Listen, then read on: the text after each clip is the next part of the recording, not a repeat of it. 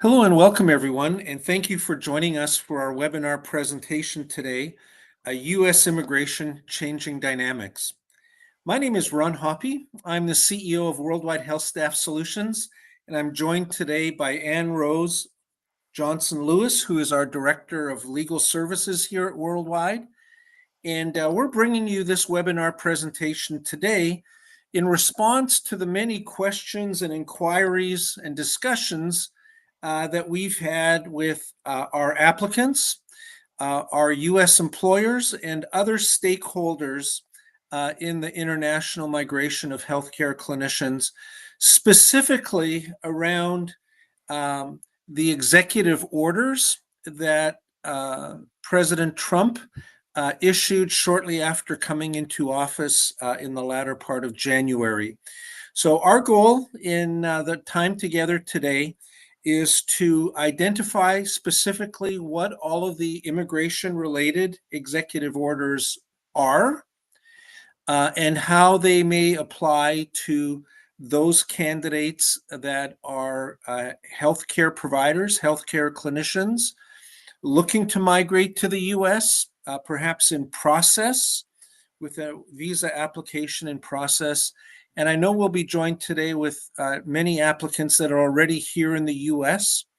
As permanent residents or as non-immigrant workers on different types of visas that also have questions and concerns about the current environment and how it may impact them. Just as we get started, as always, we invite your questions, and we're going to do our very best to answer just as many questions as we can today. And I would invite you to send us your questions using the chat section of your screen. We have colleagues standing by who are monitoring the incoming questions and will help us work through those when we get to the question and answer portion of our presentation today. Also, just for your information, immediately or very shortly after the completion of our presentation today, a recording of this webinar will be available and posted on the Worldwide HealthStaff Solutions YouTube channel. The webinar will be there for you to go and review certain sections or just to review the entire presentation if you wish. You can also use the YouTube link to share this webinar recording with any friends or colleagues that you think may have an interest in this topic as well. So we welcome your questions, and please know that you'll be able to access this recording after we're completed through our YouTube channel. If we can go to the next slide, please. We can go to the next slide, please. So we're going to start off by just sharing an overview of what is a presidential executive order. But before we get into that, I just want to make it very, very clear to everyone that's attending, whether you are a healthcare clinician, an applicant, whether you are a U.S. healthcare employer that is using international recruiting as part of your strategy, or whether you are some other stakeholder in the process of healthcare immigration, I'd want to be very clear in just stating that our commentary today is going to be, first of all, limited to executive orders that have potential immigration implications, and to just be very clear in saying that our conversation of how these executive orders may apply in our context, these executive orders might apply differently to other individuals in different contexts, and our conversation today is focused entirely on how these executive orders may impact healthcare providers and their potential U.S. employers. So I just want to be very, very clear on that point. So presidential executive orders, there's been much made of this in the news, and it seems there's some presidential executive orders being issued most days. But just to give the right perspective of what an executive order is. So an executive order is a directive of the United States intended to manage federal government operations. It's giving direction in terms of how certain laws and regulations are to be applied, areas of focus in applying those, areas that are going to be perhaps de-emphasized. So this is a directive coming from the President of the United States. It is not a new law. The President of the United States does not have the authority to unilaterally create and implement new laws. While the executive orders currently are getting a lot of attention, it's also important to note that presidential executive orders are absolutely nothing new. And every single US president since George Washington has, in fact, used the executive order authority that they have as president to help direct the operations of the federal government. So the fact that we're hearing about this and it's taking up a lot of time and attention uh, shouldn't be considered to be something unusual or something new. Presidential executive orders have been used since the time, as I said, of George Washington. Just for some context, President Trump in his first term issued 220 executive orders. I don't think we're at 220 executive orders yet. I don't think we're anywhere close. But just to give you some perspective on what is a presidential executive order, and to clearly understand that it is not a new law. It may give direction on the application of an existing law, but it is clearly not a new, these are not new laws in and of themselves.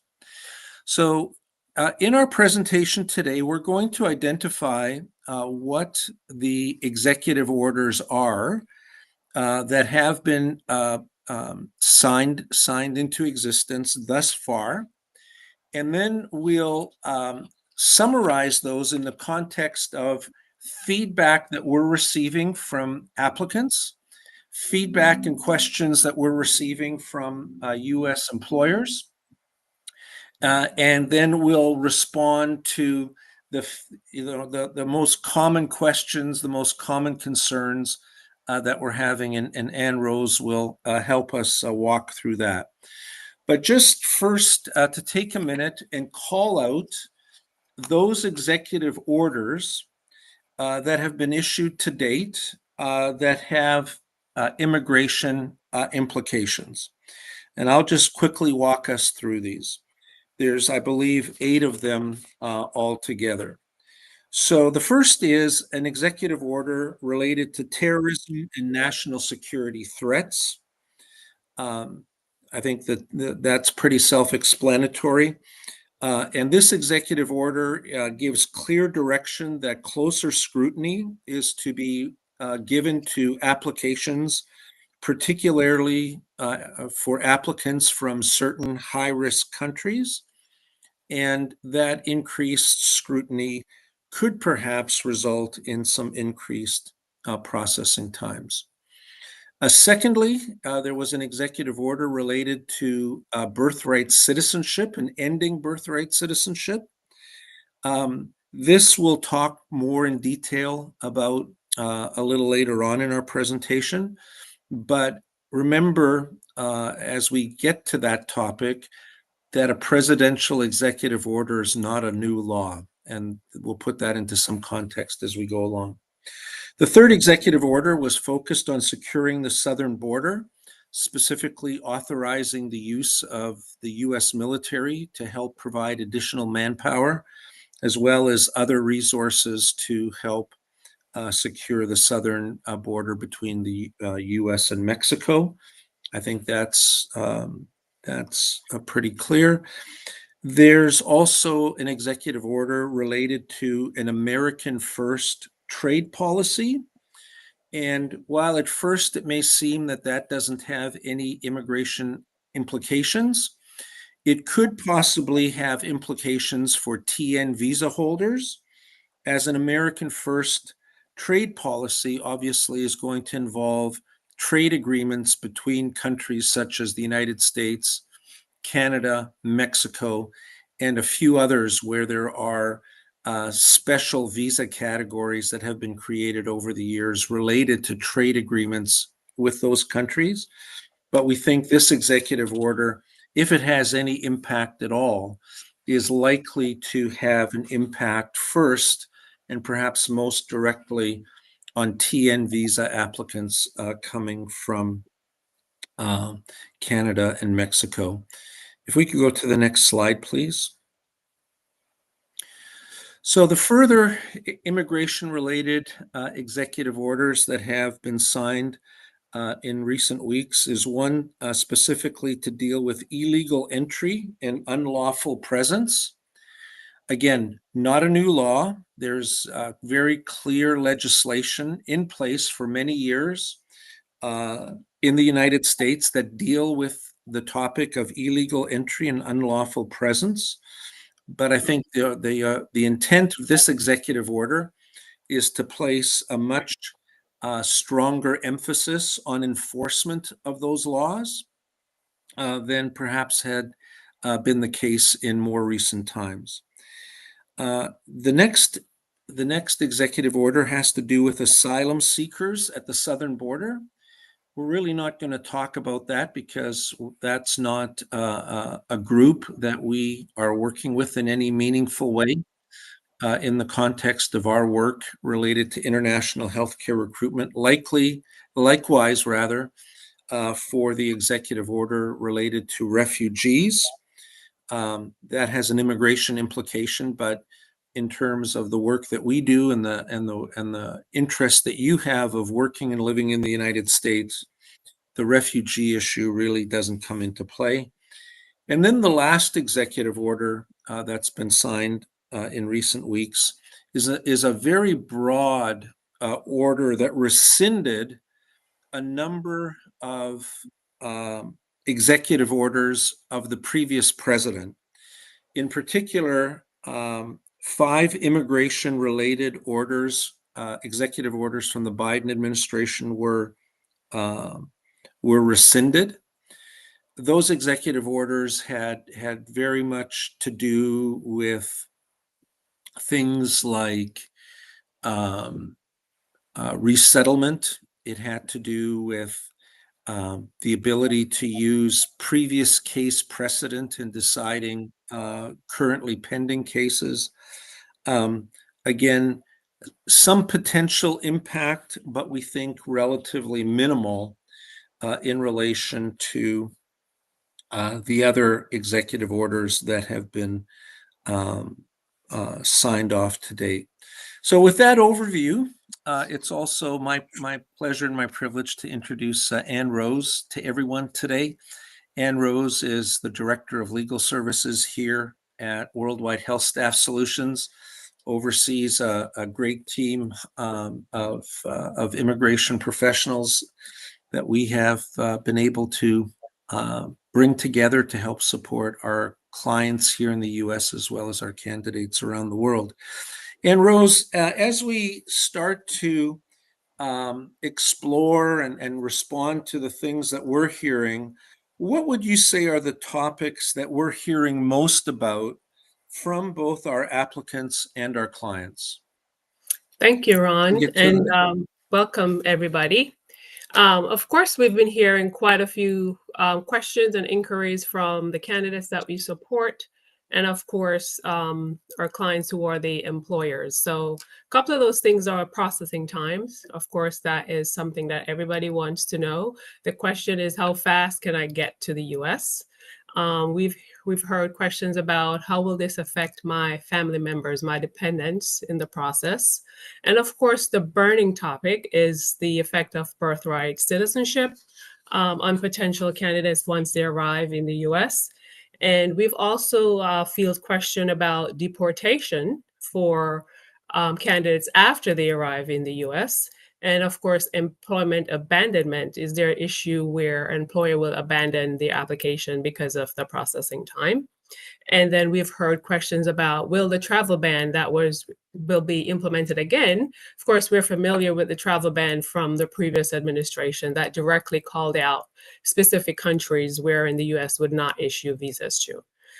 So getting into that topic, we have the visa bulletin, of course, is what we go to signify processing time and how long a particular application will take for processing once the application has been filed with the USCIS and accepted. So currently with the visa categories that we work with right now, EB3, which is on the visa bulletin, they're processing the applications that were received prior to December 1st, 2022. As of this moment, as we're sitting here, we have not seen any indication that there will be any executive orders to either reduce these visas or in any way implicate the timeline. Okay, so your processing time as of right now is still very much enshrined on the visa bulletin, your priority date, and where you are currently in queue with regards to getting your visa through the different agencies and then arrive into the US. And Rose, I think it's the topics that you called out, or the feedback that we've been receiving from applicants and clients alike. I think I think as we identify those and start to walk through them, I think they encapsulate the issues raised by the various executive orders very well. Yeah. And I think I would strongly echo your comment that as it relates to the EB3 program, which is the permanent residency or green card visa program that probably covers 98 or 99% of the nurses in process Yes. coming to the United States. There's really been no discussion, no debate, nothing at all that would indicate that the EB3 program is going to change in any way anytime soon. Right.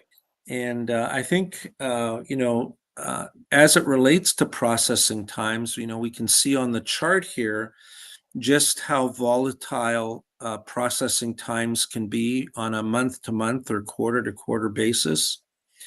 Can you take just a brief moment and just share with everyone, just maybe by way of even a review, of what causes the processing times to be either elongated or for them to become more timely? Okay, so there's a couple things, right? First is supply and demand. And as we all know, there's more applicants than the visas that are available, right? And we start off with the base. So we know that there's a number of visas that's allotted every fiscal year, which starts in October. And for the EB3, that's 145,000 visas, right? And then further into that is the visas are then allotted based on specific countries, get a percentage of the number of visas that are then available. And depending on the number of applicants from that particular countries, that is what will then determine how far back you may be in queue for your visa. And as we could see from the chart, for instance, applicants from China, where their due date is, applicants from India versus the rest of the world, right? And that is, it's the basic theory of supply and demand. So if you have more applicants wanting to come into the US for this particular category, more than there are visas available, then that is going to fluctuate. And that's why you'll see over time, based on the graph that we're looking at, this line is never steady, it goes up and down because it's all about the number of applications received, and of course, the visas that are actually available. So that is the basis of what implicates the visa bulletin. And when we talk about retrogression, for those of you who's been working in this space for a while, this is nothing new. We did have a bit of a reprieve during COVID-19 when this EB3 category was very current because of embassies being closed down. So basically what the NVC did was allotted those family-based visas over to the employment-based visas. And for a while there, 2.5 years, the EB3 category was current. Now, if you look back historically, the processing time that we are seeing right now is pretty normal. It's not too far out. It's pretty normal timeline from start to finish for an application to go through the process, about 2 years. So there's nothing drastic or radical about the visa bulletin at the moment. Okay. Very good. I think the next topic, Anne Rose, that I would ask you just to comment on is one that is really we've heard so much about, and that's the topic of dependent family members. If we could go to the next slide. Questions from applicants who are still outside of the U.S., applicants, that are getting close to arriving, and even applicants that have been here for some period of time, either on a green card or an H-1B visa. A lot of concerns around what could happen with my dependent family members. So let's start with talking to those individuals that are already in the U.S. as permanent residents. Sure. So just to bring us back to context with regards to the executive orders that have already been issued, right? These executive orders are, for the most part, talking about, a lot of it is family-based immigration. We're in employment-based immigration space. And again, the candidates that we support are not undocumented immigrants, correct? So these executive orders are targeting people that are in the United States who are undocumented. Some of them who are documented while they're here have committed certain crimes, okay? So then in that context, based on our current immigration law, those individuals may be what we now call inadmissible or removable, okay? That category does not implicate any of the candidates that we currently support. All our candidates are actually coming in, for the most part, with legal documentation, whether it be permanent or on a temporary basis. So the EB3 category of these applicants are coming into the United States as legal permanent residents, commonly referred to as a green card holder, okay? Then you have the other categories that we support, which is a temporary immigrant, which is our H-1B candidates, and then our TN visa candidates. All these applicants are coming into the United States legally to work, either on a permanent basis or a temporary basis, okay?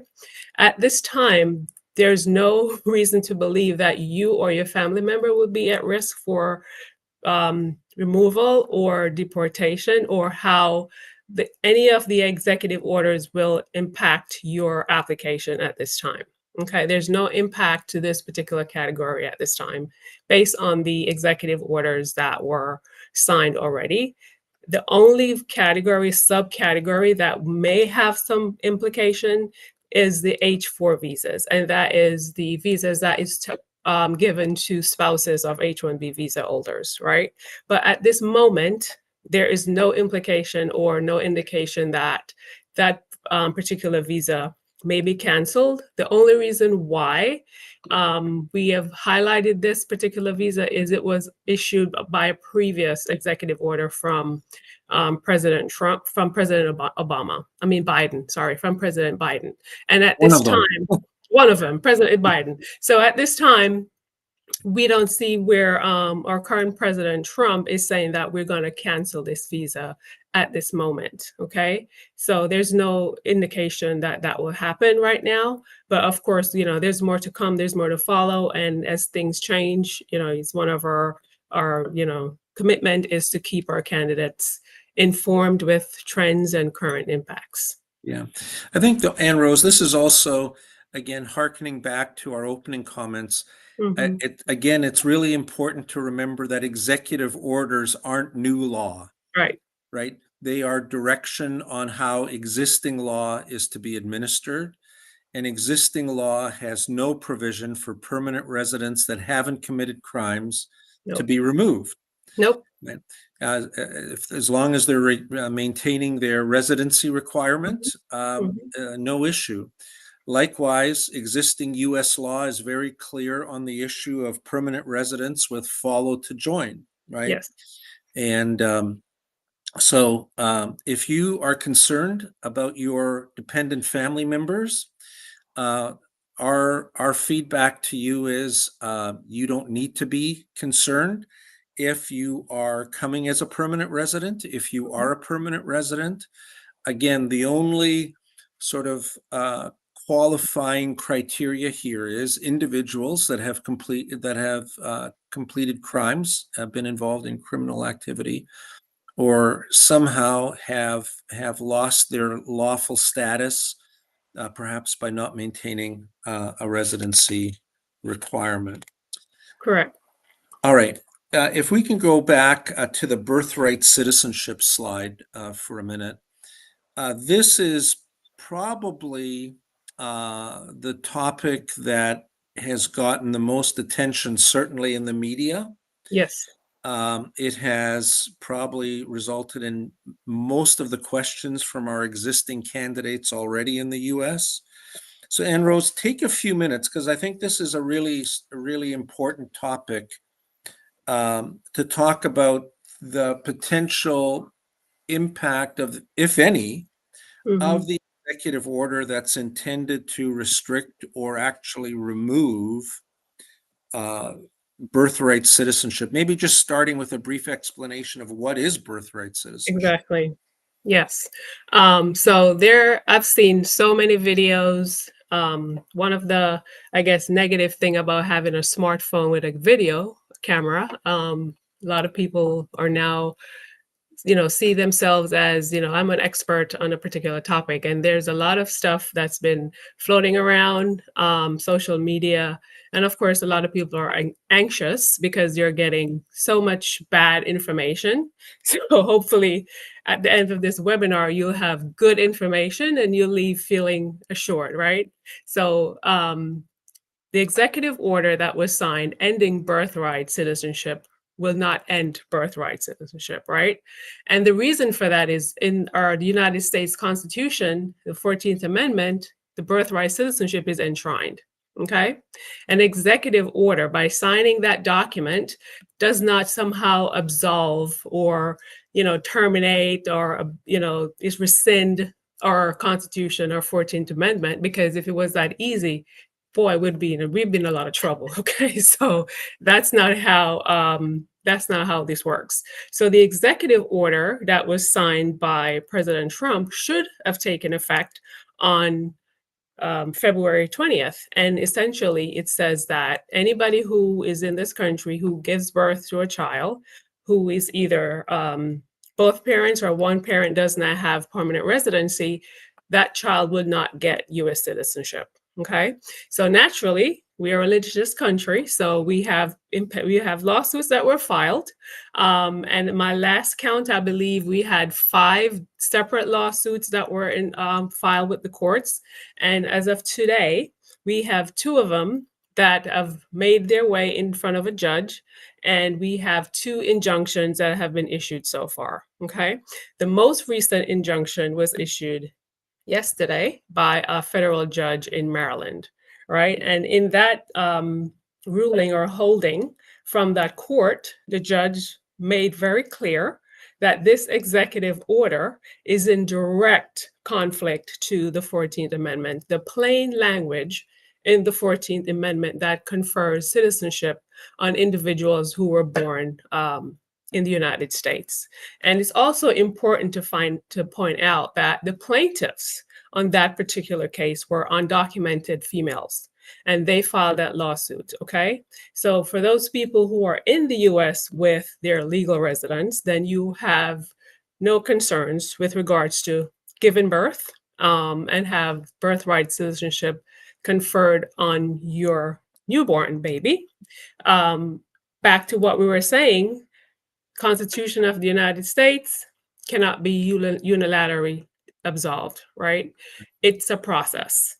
Now, based on all these lawsuits that have been filed, we expect the government will appeal, and this will take years to go through the court system, Okay, so every time there's a ruling and it's appealed, it's going to go to the next level of courts, and it will keep going all the way up to probably end up at the Supreme Court.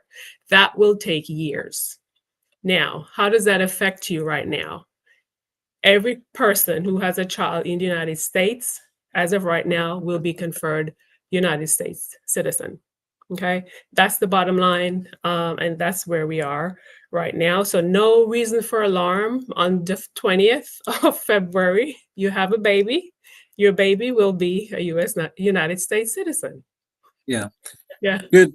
Yeah. Thank you, Ann Rose. It is just such an important topic, and just to be very, very clear, for individuals that are in the United States who are not citizens, but who are lawful permanent residents, as long as one of the parents of that newborn child is a lawful permanent resident, birthright citizenship will confer to that new Correct. baby. Correct. So, yeah, as it relates to our candidates and our candidate pool, given that everybody has entered the United States legally, and the vast majority of you are permanent residents, by absolute definition, any children that are born to you in the United States are permanent residents. And I liked, Ann Rose, your clarification of, I expect the debate around birthright citizenship to continue, and that's a different topic beyond the scope of what we're doing here today.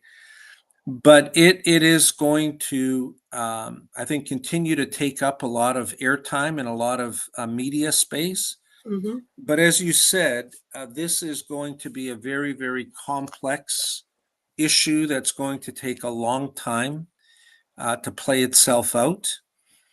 And it will be interesting to see if and when this issue does make its way to the Supreme Court. And it's entirely possible, rather, that by the time that happens, we have a different political power distribution here in the United States. Absolutely. So I think the fears around birthright citizenship can be clearly allayed. And again, it hinges upon the lawful presence in the United States. Correct. Correct. Yeah. Now, Ann Rose, moving on, another topic that we've heard some about from candidates again that are here in the United States is questions and concerns around, can I be deported even though I'm already in the United States? Can you speak to that question, please? Sure. So can I be deported? That depends, right? And it's not a blanket answer for everybody in the United States. It's a case-by-case basis. So our candidates who are currently in the United States as a legal permanent resident, a green card holder, have no reason to believe that they will be deported unless they commit certain crimes and are convicted of certain crimes, right? The mere fact that you are arrested in is of itself for whatever reason doesn't mean that you will be deported. It's the conviction of certain crimes that make green card holders removable or deportable from the United States, okay?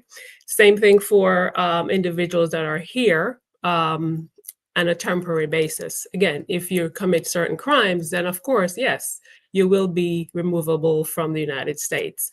There has not been any executive order that has been signed into place that could take away unilaterally take away your green card status, your permanent residency status. And of course, if you are a green card holder and you are arrested for whatever reason, you are still entitled to due process under our laws. And what does that mean? If you do happen to get arrested for whatever reason, be it a traffic violation, you will not immediately be sent to the detention center, okay? You still have to go through the process and see a judge. And in most instances, depending on where you live, your immigration status is not even an issue, Okay. But depending on where you live in the United States, some local government, right? And I don't need to get into too much technicality here, but while I'm, giving out some information, is there's a particular statute that allows USCIS to deputize or have the assistance of local government help them identify immigrants. Okay. And that is a statute 287G. Now, if you're in a particular jurisdiction, the local government has agreed to assist ICE, the enforcement part of USCIS, to enforce immigration laws, then they're going to want to verify your immigration status if you happen to be arrested. Okay. If you are not arrested, there is no reason for any local government to approach you and ask you to prove your immigrant status. Okay. That's a whole different topic that we won't get into, but that has other implications, to say the least. So in a nutshell, okay, unless you have been arrested for any reason, you are not to be afraid of the fact that you will be deported simply because you have a green card, and your family that are here will be deported because you have a green card and you are not US citizens. Okay. So I know there's a lot of information out there, a lot of misinformation out there, but just two basic things from this particular issue is, if you are a legal resident, if you are in this country temporarily as a H-1B worker or a TN worker legally, and you have not committed any crimes, you are not on a list to be deported, or you had not at risk of deportation, if that makes sense. Yeah. Yeah. Very good, Ann Rose. Thank you for sharing that. Another question that we get from applicants that are in process, I think it has to do with some of the uncertainty that's out there right now, is this whole question of employer abandonment, right? So will my employer actually see my application through to completion, or will my employer maybe just walk away because it's taking too long, or because of other concerns that they have around U.S. immigration? I want to just speak to this issue for a minute, because I think it's a very important topic as well. So this concern over employer abandonment is not new. This is something, a concern that we hear from time to time from applicants. And quite frankly, if you look back over time, there certainly are examples that can be pointed towards where employers have abandoned petitions for various reasons. So I think in the current environment, it has less to do, this concern should have less to do with executive orders. We've talked about minimal or no implication on the permanent residency program. I think if anything, we just want to be mindful of the processing times, right? There is a shortage of nurses in the United States, and employers that engage in international recruiting obviously would have a strong preference to have every nurse arrive sooner rather than later, right? So when we think about employer abandonment, I don't think about it as an executive orders issue. It's primarily a processing times issue. The other thing that I think some applicants are unclear on is the thought that if my petition is abandoned, I really have no path forward. And that is absolutely not true. In fact, it is in some ways possible that applicants who have a petition that's been approved and is in process, and that petition is then abandoned by an employer that doesn't want to move forward, if that applicant has kept up their current bedside experience and otherwise is a well-qualified candidate, that candidate will actually be of great interest to many, many employers, because they can take advantage of bringing that individual onto their team, to their organization, using the previous priority date. So abandonment doesn't mean you lose your priority date if your petition has been approved. And the fact of the matter is, because if just because a small number or a handful of U.S. employers over a year abandon their petitions, there's many, many, many, many more employers just waiting to get connected with those applicants to add them to their programs and to take advantage of their existing priority date.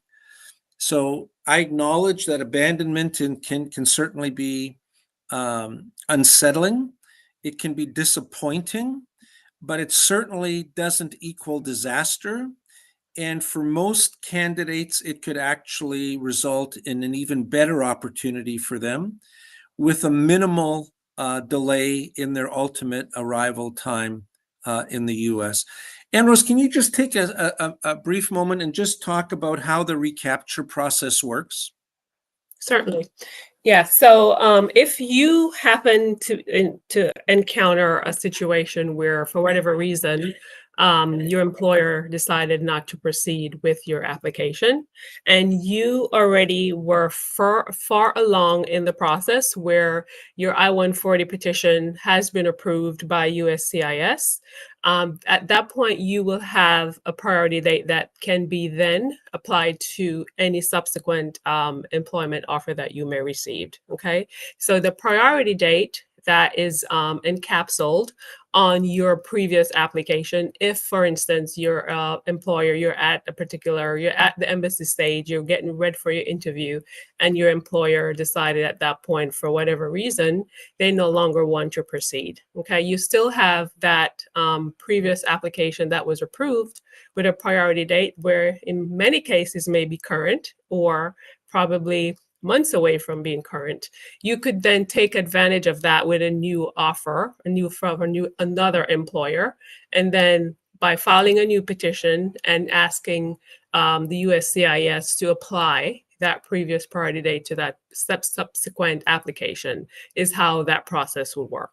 Okay, that is something that we do successfully for many applicants who have encountered this issue in the past. So it is not all bad if that does happen to you.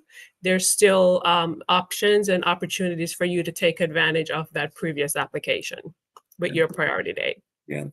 And when we talk about this as being an opportunity, I think specifically if you're an applicant that had an initial application with a international staffing agency or contract temp to perm type of agency, abandonment would actually provide you with a wonderful opportunity to pursue a new direct hire opportunity, Right. with, again, minimal delay in your ultimate arrival time here in the US. I think just to kind of close out our discussion on this topic, when it comes to the possibility of employer abandonment, there's really little, right, that you can do to impact that. Employer abandonment usually occurs, in my experience over many years, when new senior leadership, maybe the senior leadership team turns over at a particular facility, and that new leadership team wants to implement their own ideas or just different ideas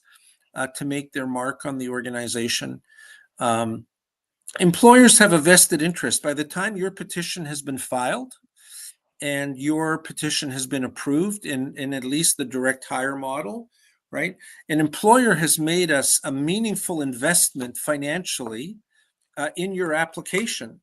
It's not that they can just say, well, I've changed my mind, and it doesn't have any consequences for them. It most certainly does.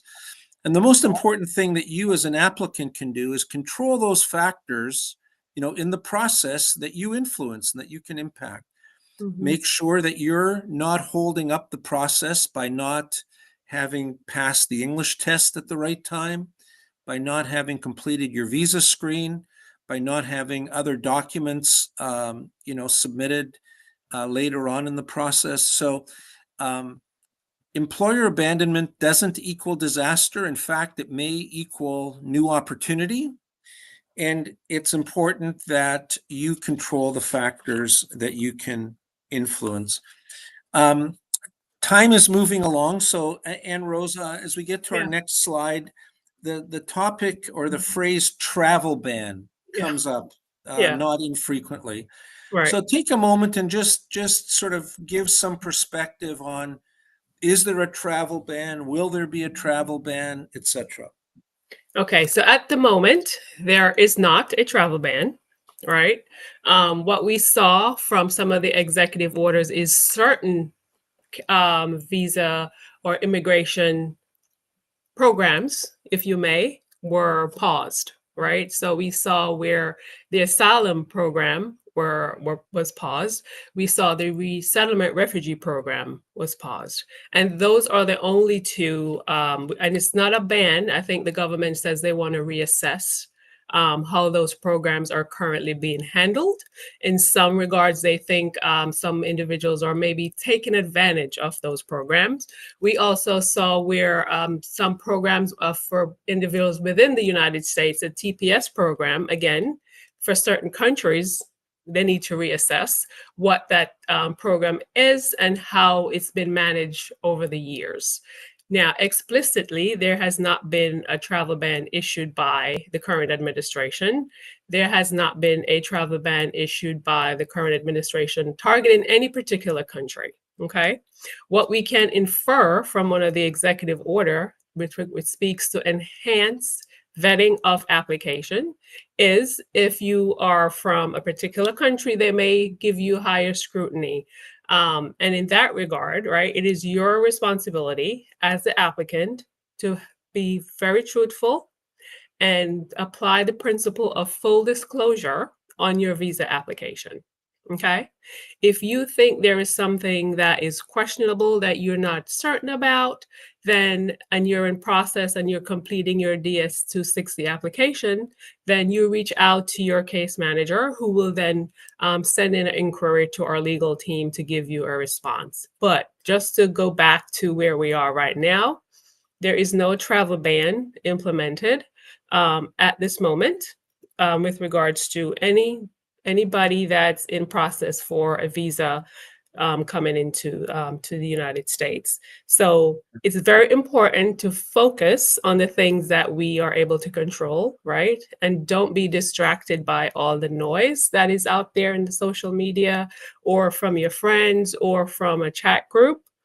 And the one thing that I always tell my clients is to be mindful of, you and another person do not have the same facts and circumstances. So what somebody else may experience during their immigration journey does not mean that you will have that very same experience. Okay. So it's very important to go to the source and get the right information rather than seeking information from friends or friends of friends and then using that as gospel with regards to immigration. So if you're one of our candidates in queue and you have questions at this time during your application, please reach out to us so we could give you the correct information.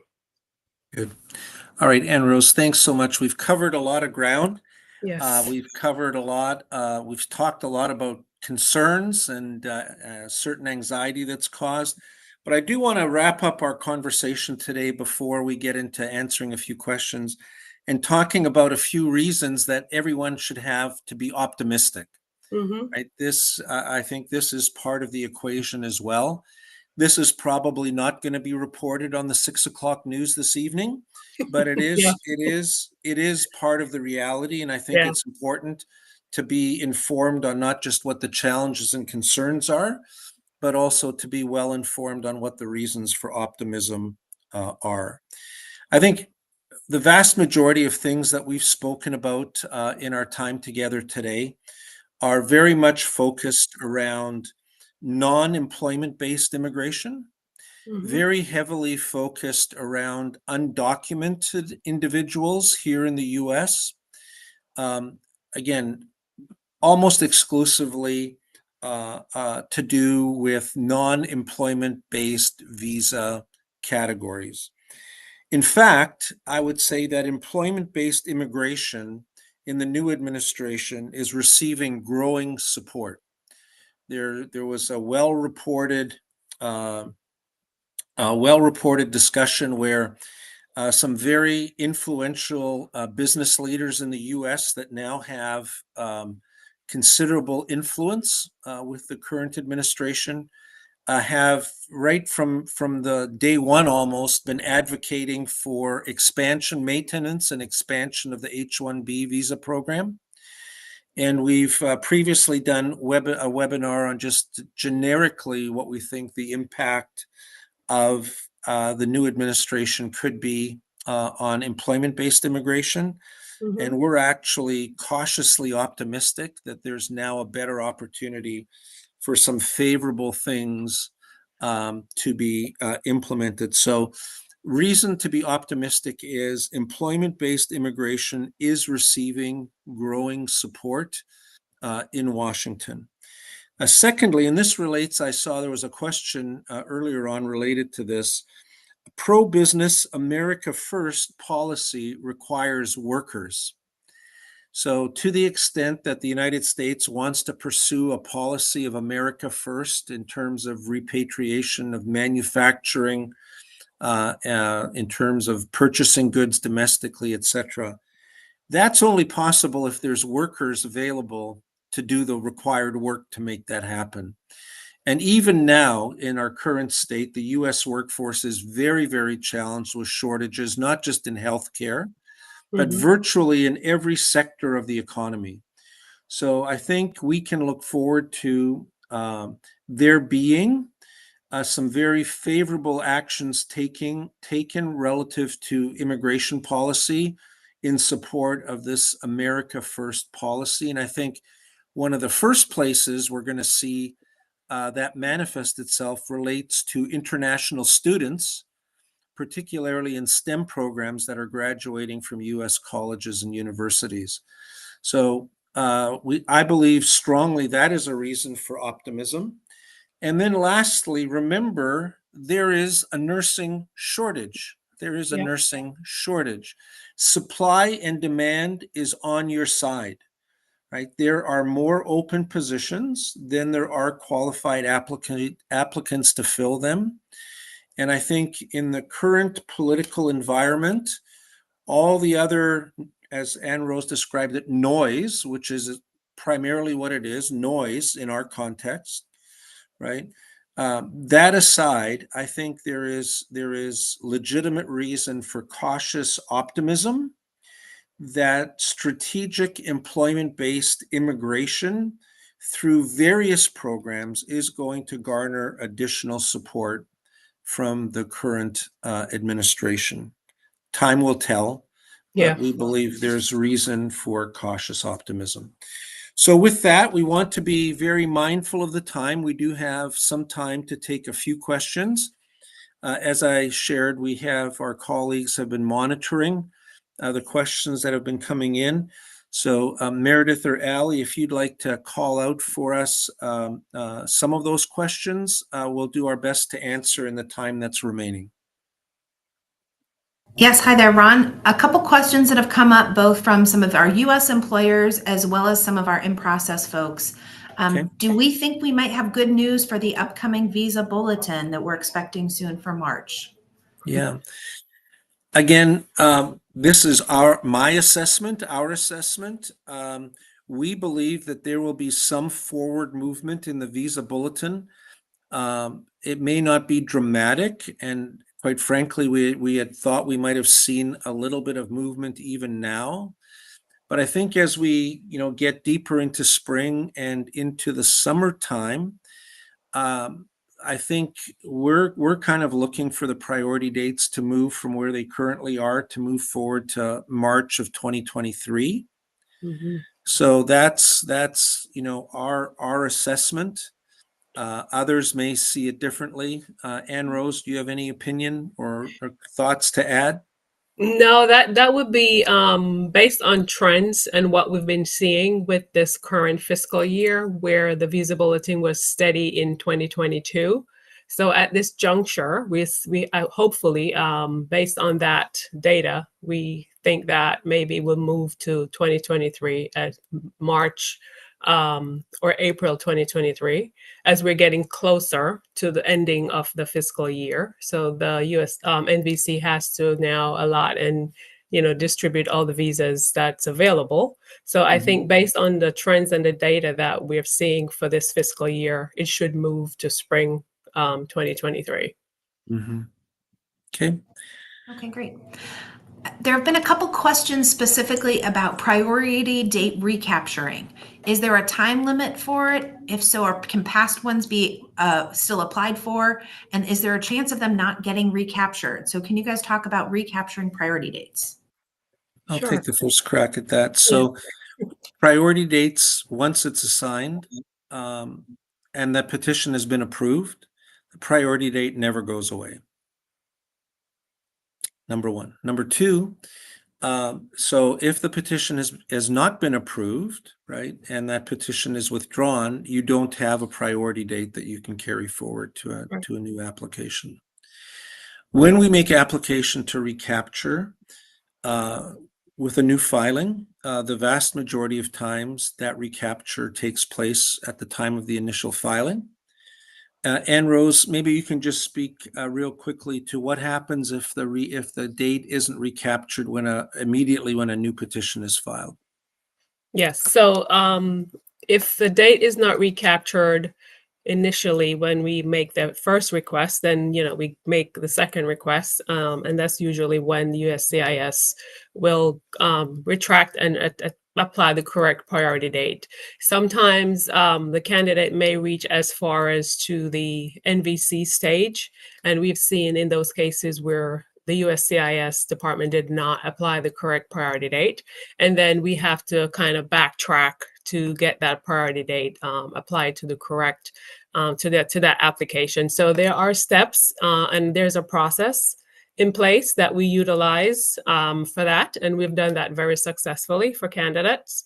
That's something that as a candidate, if you do have a priority date, one that is current is probably best, because then your application will be submitted with what we call premium processing. And at that point, your application will have that date applied, and you will be current in the process, and then move along faster to your interview stage at the embassy. Great. Meredith, we'll take one more question and then we'll wrap up our time together today. Okay, I'm trying to summarize because we have a lot of specific ones here. I think just two things related to, I guess one with retrogression. If your dependent turns 21 before they get their interview, will that dependent still get their visa?